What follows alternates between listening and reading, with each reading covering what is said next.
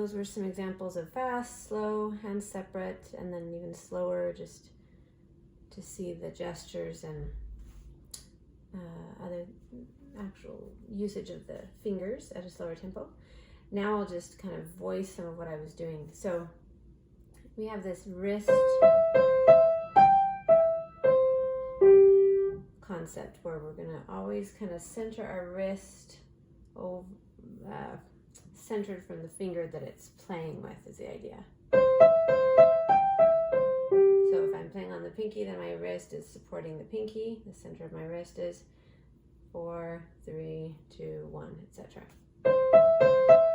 And then also that it's like the arc, the top of the crescendo is at the top of the pattern on that G. Loudest, and then it comes down. So that's the shape. Starting soft, getting louder, and coming back down. Now here, there's this fingering where we tuck in our 1, and then expand, and that release with the wrist is really important. So again, scrunch, release. One more time. And I feel a down, up right there. So you could just practice that. And the song's very repetitive, so I haven't done all the repeats in the hand separate version, as you'll notice. And then on the second part of the right hand, really, I almost actually start this high in the actual performance and drop all my weight onto that high C. This is drop, lift. So really soft heartbeats with our thumb, which is aided by not playing like this, but by rolling up. And getting up into the air with those helps us then to drop down with our 4 on the G. And you stay down. This whole thing is dropped weight until here my thumb's gonna roll and lift up. So all of these things I'm showing you, practice them separately. Pause the video, so just practice that till it feels good. Practice that till you've had the decrescendo. Do that till the fingering feels right. Do it as slow as you need. And then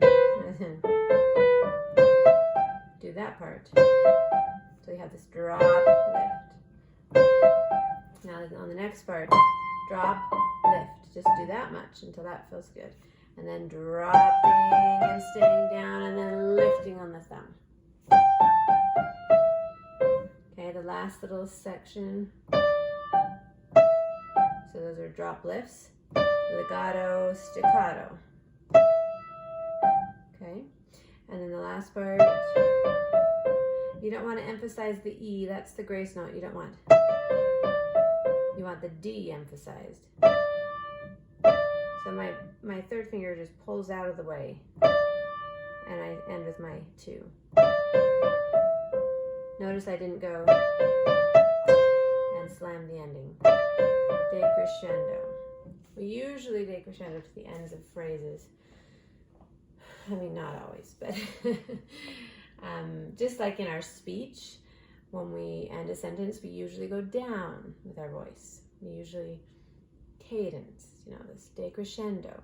Unless we want to emphasize a point, and then we wouldn't, but we're mimicking our voice on the piano. So often at the end of a period, musical phrase, we're going to come down. Okay, so then after you master it slow, try and put it together with more speed.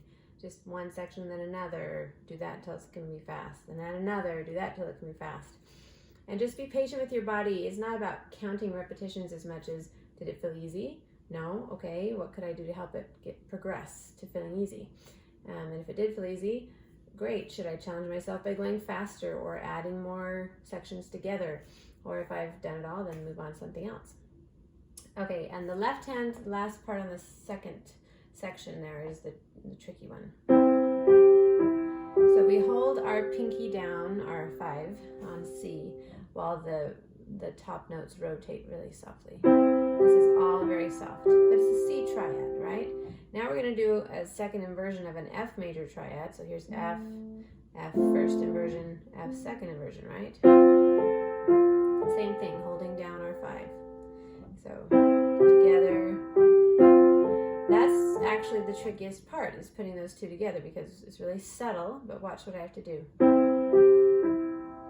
going to hold my thumb down while I lift everything out. So he's still there to give this illusion of legato, and then I put down those two together. Hold the top note again while I change. Hold, change. Hold, and then I'm going to change down to this next one, which is a G chord in first inversion. So our G chord, and I put the G on the top, so G chord first inversion. So that one didn't have anything that it held down. And then I go back to this C. Now I'm going to have what's a G7 chord. You don't have to understand it, but if I put the G on the bottom and then add it in there, I've got 4 notes. It's not a triad, it's a 7th chord, because I have a 7th that's created by adding another 3rd here. So I've just put the G on the top, and then I've taken out the D to make it easier to play. So that's my G7. Okay, and then another C chord, and then here's my G7 again, but now it's in root position.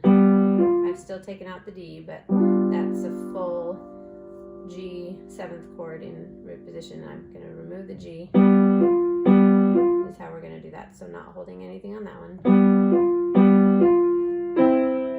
Okay, so all together. C chord with a hold. Hold the top, so I change to the F chord. Hold the top, change to the G chord. Hold the C. 5, 7, or G7, sorry. The G7 in root position. And now fast, all soft.